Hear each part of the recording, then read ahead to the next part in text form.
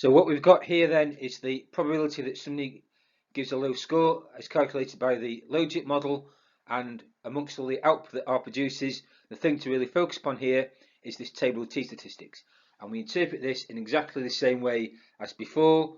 So the interesting part of this table is the second row downwards, and remember, you work this out looking at the far right hand side, and you sort of write this down in the Queen's English going from left to right, but you work it out going from right to left. So if you look at the p-values, the far right hand side, the first thing to watch for is, are any of these less than 0.05? The second thing to watch for is, are any of these less than 0.1? In this case they are not, so it doesn't matter at that point whether the estimated coefficients are positive or negative, they're not statistically significant. And if you look at the last bullet point, this is the formal interpretation. If we take this all at face value, there is no evidence p greater than 0.05 for regional differences in the extent to which people award low scores. So the conclusion here is absolutely straightforward. Okay, you've got no instances here, unlike a couple of slides ago, where you're in this sort of corridor of uncertainty where the p-value is bigger than 0.05 but less than 0.1.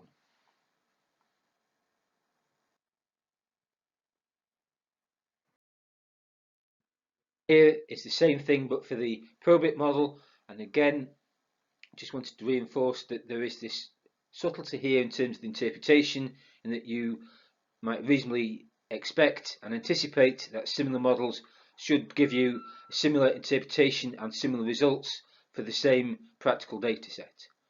Okay, so exactly as we've done before, R produces a bunch of output, and the thing to really focus on is this table of t-statistics, and the interesting part of this table is the second row downwards, and the thing to focus on first of all is to look at the p-values in the far right hand side, and if any of these are less than 0.05, work through to the left hand side and see if any of these are positive or negative. And in this case this is rather straightforward because the p-values in the far right hand column, they're all bigger than 0.05 and indeed all bigger than 0.1. So again, the interpretation here is relatively straightforward.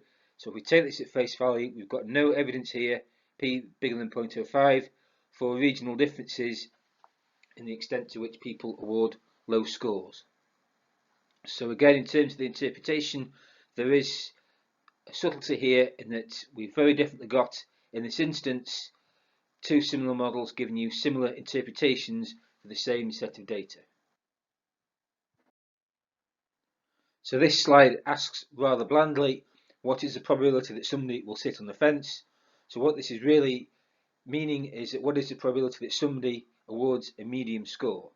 Now in terms of the background theory, classical binomial models are constructed for the special case where you've just got two categories, so they can still be very rich problems in their own right, but simple because they've got two categories, so things like yes, no, male, female, successful, unsuccessful, etc.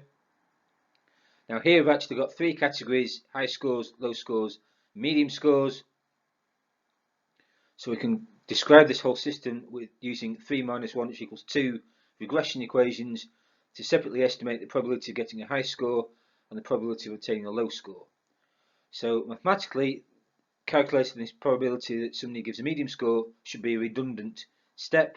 Okay, but because it's a practical example, it's just instructive just to run the analysis and just to check, because we suspect that everything that describes the system should be in the previous two equations.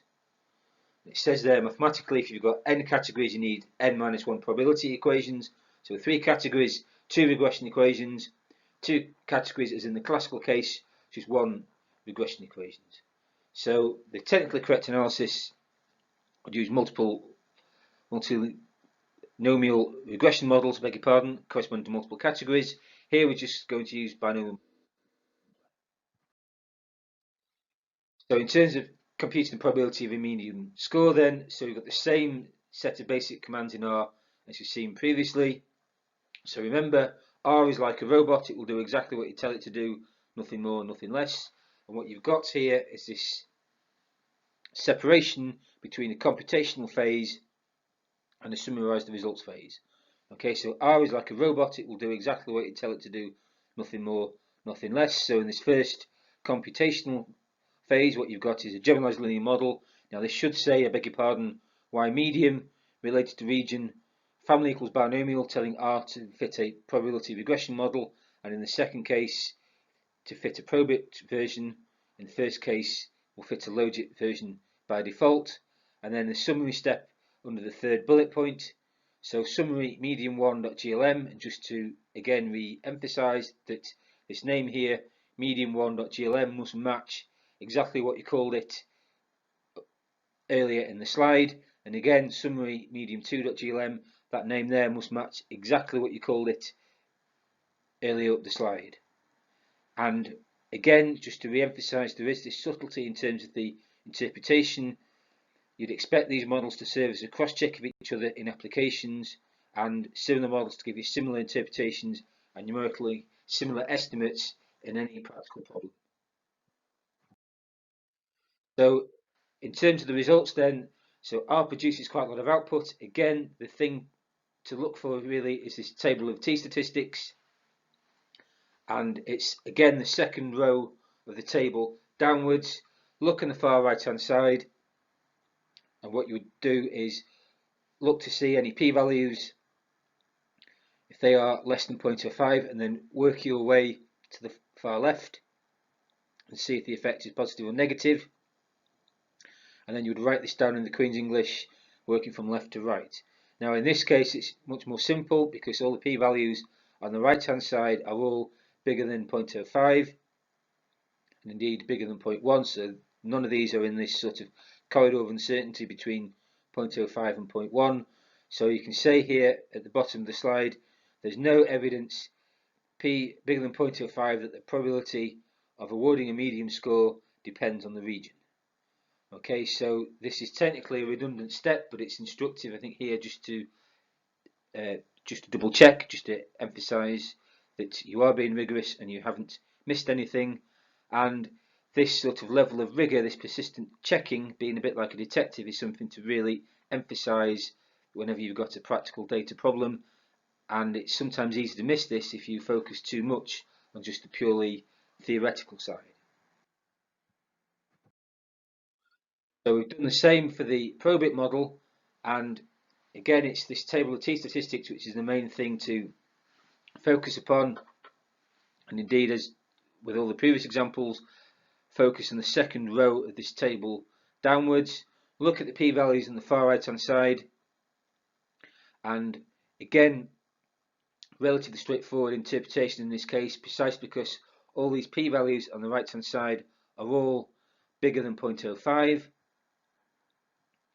So because of that, as it says right at the bottom of the slide there, again we've got no evidence p bigger than 0.05 that the probability of awarding a medium score depends on the region.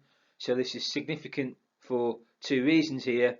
Firstly, the probit model leads to this same interpretation as a logit model, and we're getting very similar numerical answers out in terms of the p-value and the what it means in terms of all the terms being non-significant. And also remember, this is a technically redundant step because this is relating to the third category, and just knowledge of the first two categories should describe the whole system. Okay, so everything is working as we expect here. So the logit and probit model give you similar answers, and as anticipated, this is a redundant step in the analysis. There's no regional effect in this category. So I've got a second example to show you here, which is a sort of small data example to do with some aircraft data. So this is a operations research problem investigating how the probability of component failure depends on the applied load. Okay, so the reasons for going through this, I wanted to give you an extra numerical R example, and I think this is quite a nice one, although it's a teaching example rather than something that comes from a practical industrial problem like the first example that we saw. I wanted to give you some extra practice in terms of how to enter data into R. So this is easier if you've got a smaller problem, but becomes more complicated as the size and complexity of the data set increases. I wanted also to give you some extra practice in terms of how to read the output. An enduring theme here for these first few lectures is that any statistical software package will produce quite a lot of redundant information, and really the trick is just picking out precisely what you need. Those tables of t-statistics, for example, and in previous years really the course was oriented across a final handwritten exam, so I did want to give some numerical calculation examples that would be similar to those you might find on a written exam, although this year it's very definitely coursework and computational in nature rather than hand calculations on an exam. So this is what the data looks like. So the basic problem that this data set is trying to answer is how does the load applied affect the probability that these aircraft components, these aircraft fasteners, will fail. And it's natural to expect that as the applied load increases, the probability of failure will also increase. And I think if you sort of squint a bit looking at this table, okay, you can see that this just about seems to be the case. This is the applied load increases, this probability of failure also increases. So one thing to mention here is that I think the examples you're likely to see, most of these are going to have a fairly intuitive explanation behind the final results.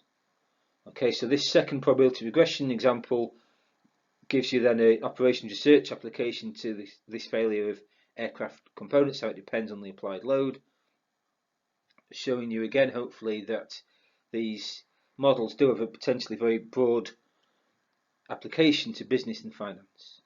Okay, and then you've got a couple of example questions just to sort of set the scene for what I might set on an exam paper in different years and for what I might set on the coursework this year. So basically, firstly, fit logic and probability models and interpret the results. Secondly, in calculation question, what value of the load causes a 50% failure rate? So the easiest way to read the data into R is via this read.table command, exactly as you've seen before, from a .text file. So this is easier if the thing's in a .text file because then it's got less formatting, and the less formatting, the less likely the thing is to foul up. And it's easiest if you save this to a USB stick first. And again, if you do that, you have the file path being shorter, and the shorter and simpler the file path, again, the less likely you are to make a mistake with it. And the basic idea, exactly as we've seen before in the other examples, is that you read the data in one column at a time. So load goes to the first column of this data set, tested goes to the second column, and the failed bit goes to the third column. Okay, and the name there, aircraft fast, has to match exactly what you called it when you applied the read.table command first of all in R. And then to fit a binomial generalized linear model in R, you need the data, as we said before, organized in columns of successes and failures. So the way to do this is success equals tested minus failed. So you've only got two categories here, things either succeed or fail. So the number that are tested minus the number of failed does then give you necessarily the count of the number of successes. And then bind the things into columns using the command cbind. So fasteners there goes to cbind, success. Now, once you've got the data in the right format, you can now fit a binomial generalized linear model as exactly the same way as we've done before. So remember, R is like a robot, it will do exactly what you tell it to do, nothing more, nothing less. And again, exactly as we've seen in previous examples, you've got this separation into two different steps. So the first step is a computational step, the second step is a summary step to explicitly show you the results. Okay, so how this is working then, so for the first one we've got a generalized linear model, fasteners is related to load, that's what the twiddle sign means.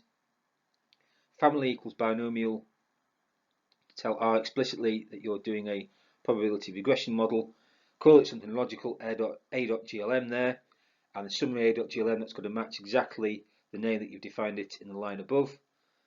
And then for the second one it's exactly the same, except you're now having this extra bit in link equals probit to get it to fit a probit model, and then the summary command to show you the results, and where you've got summary b.glm, that has to match exactly what you've called the thing in the previous step in R. Okay, and there is again this slight subtlety here in terms of the interpretation of practical applications. Similar models, when you apply it to the same data set, should give you similar results.